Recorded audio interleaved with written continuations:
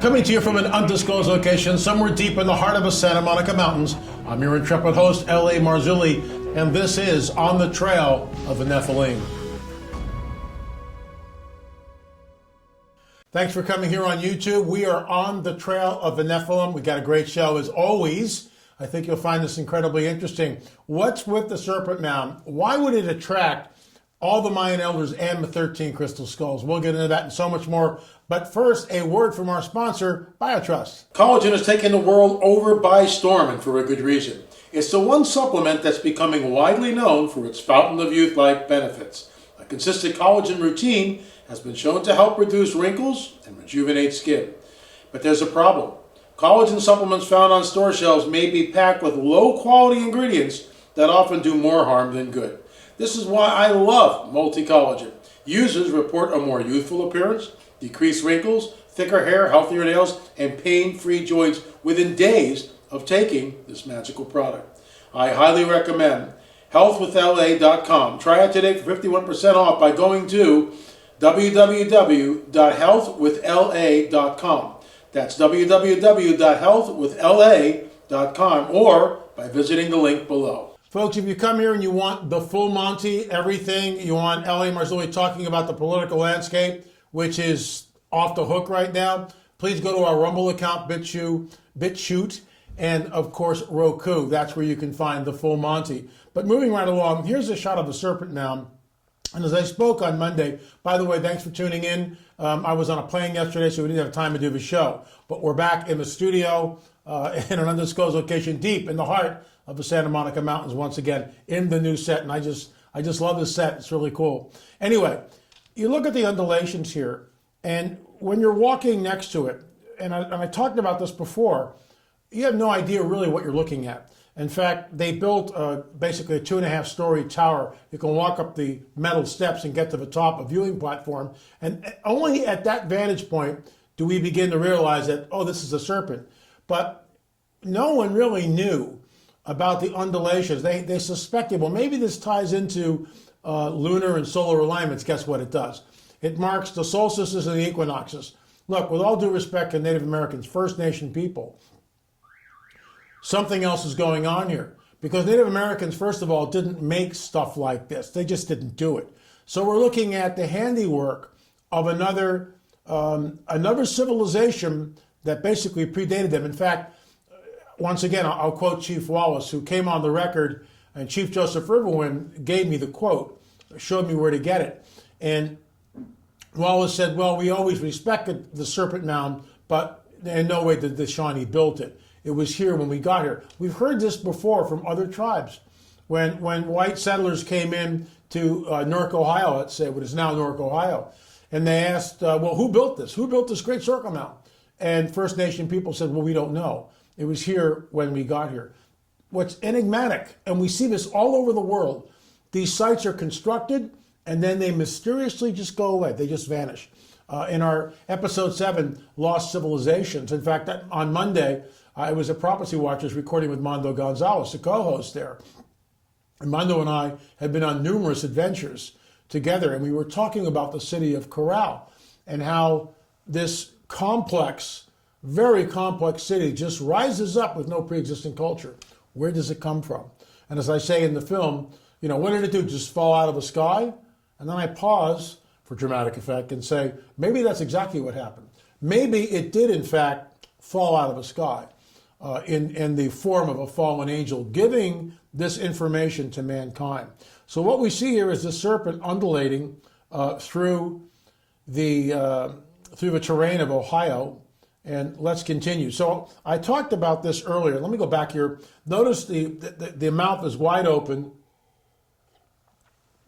in the act of what I believe is eating an egg. This hails back to Genesis 3:15.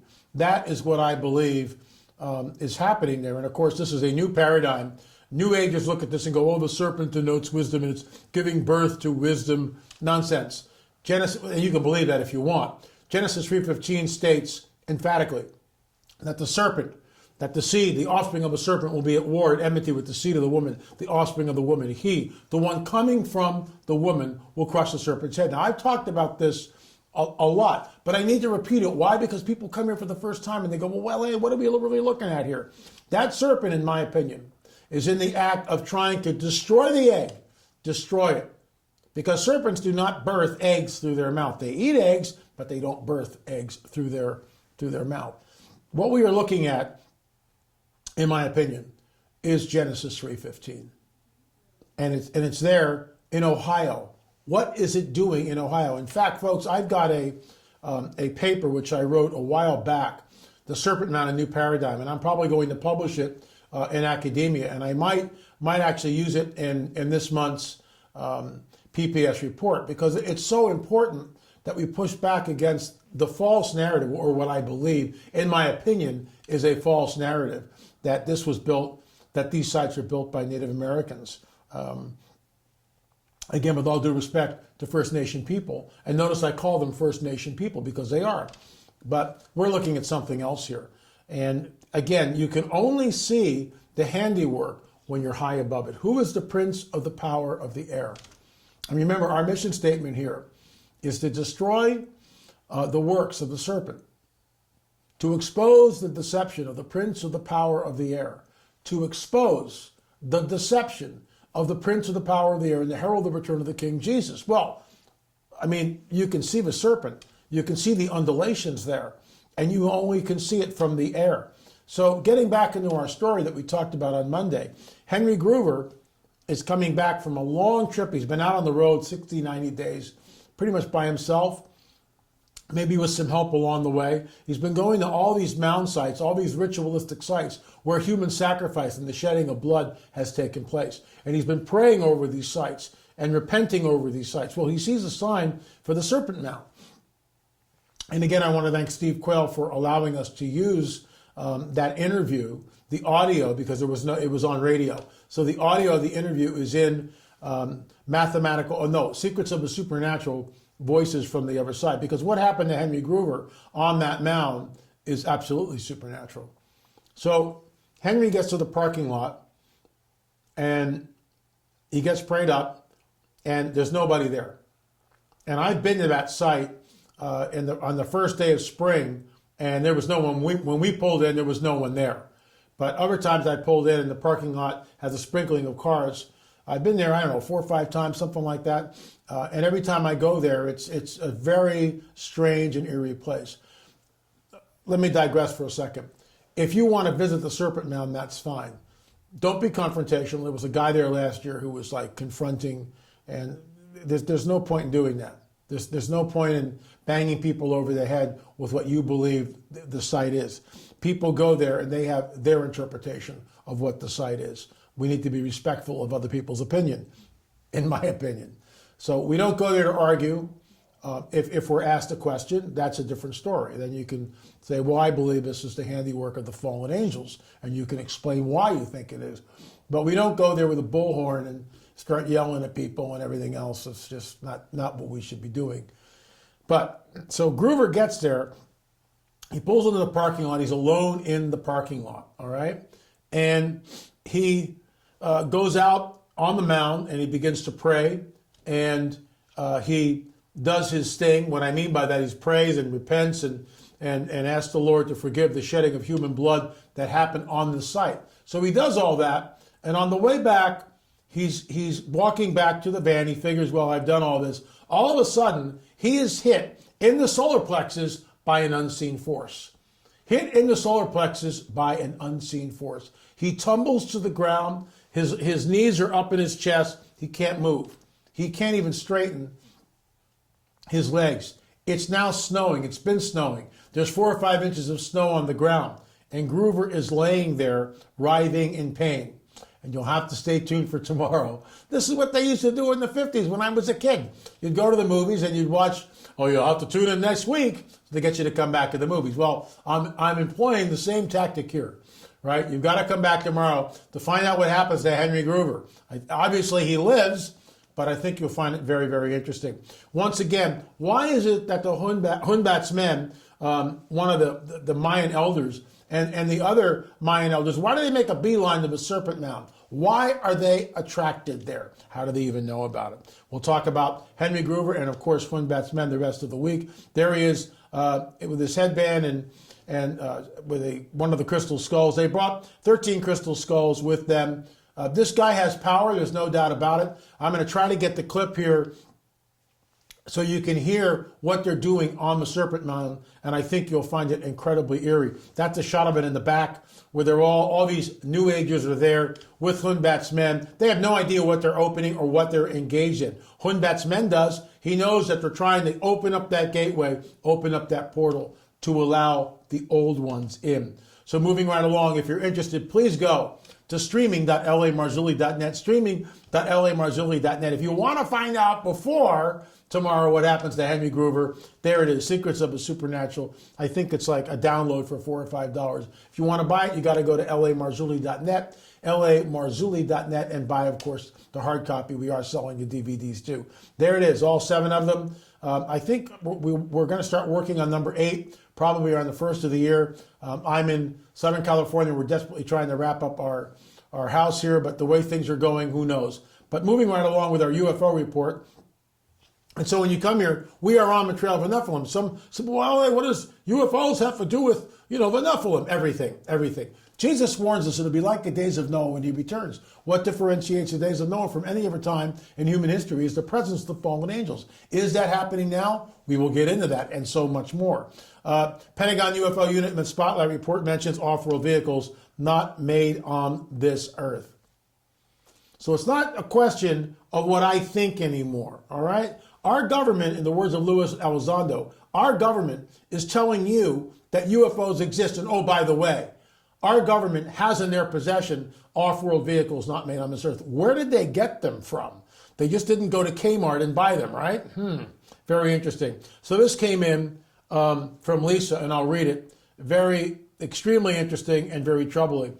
If you've got information like this, if you have a report, a sighting, an encounter like this, please email me at la@lamarzulli.net, la@lamarzulli.net.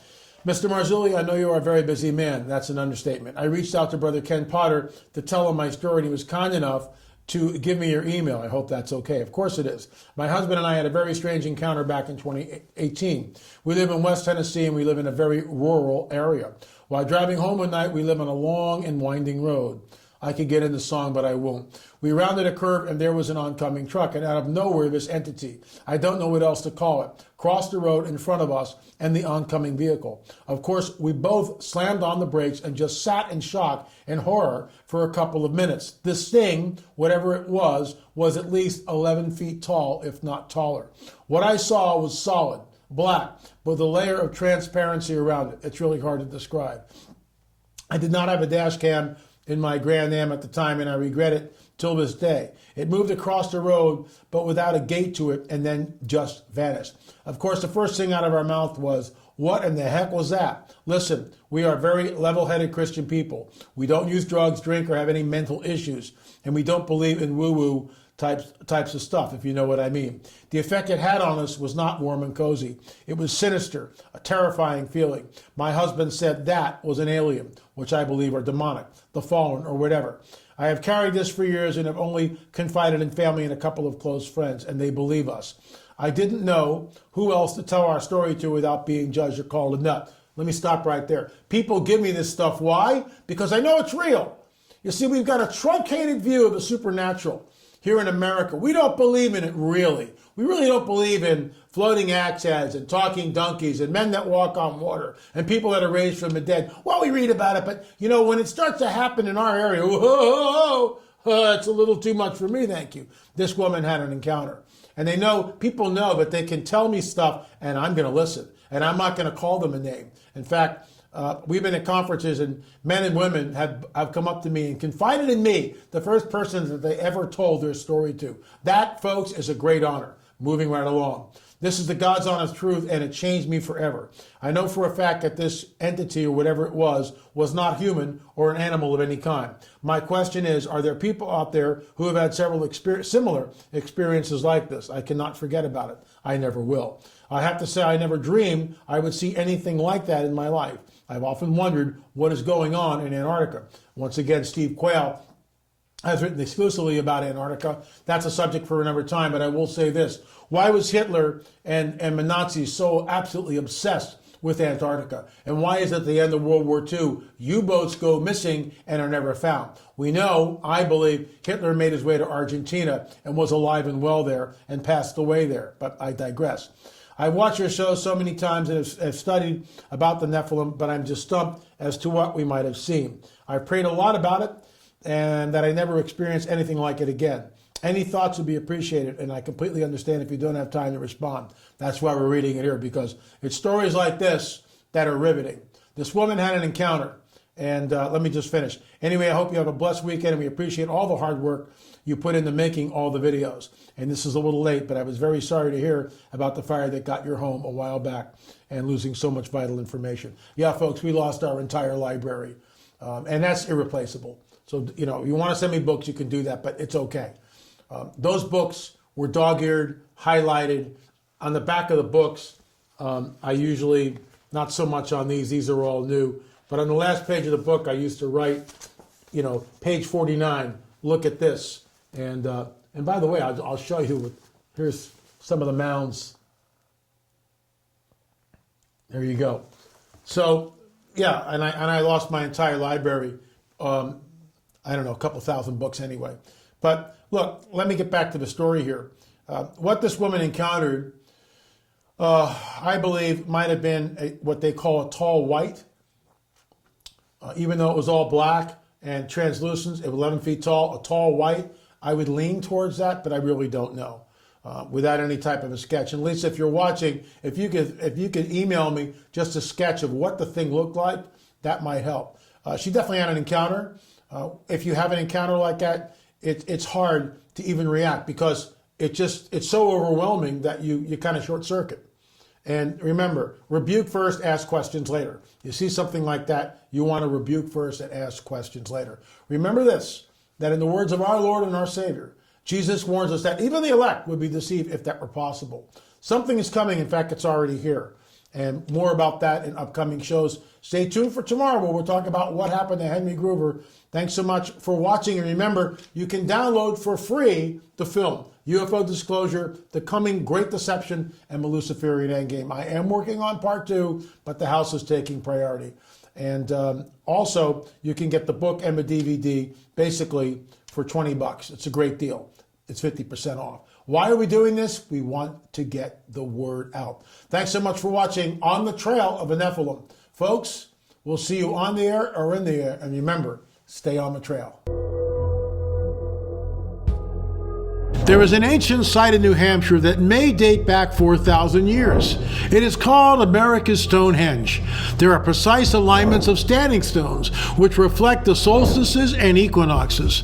There is also a controversial stone table, which may have been used as an altar for human sacrifice. The site is built on an 18-and-a-half-year lunar cycle, like that of Stonehenge, England, and also the Great Circle Mound and the Octagon Mound complex in Ohio. At America's Stonehenge, massive stones were fitted together to create this mysterious site, but whoever built it seemingly abandoned it. You will see just how incredible this site is as we reveal what appears to be a deliberate and orchestrated relationship to Stonehenge, England, as well as other megalithic sites around the globe. Journey with us as we explore America's Stonehenge.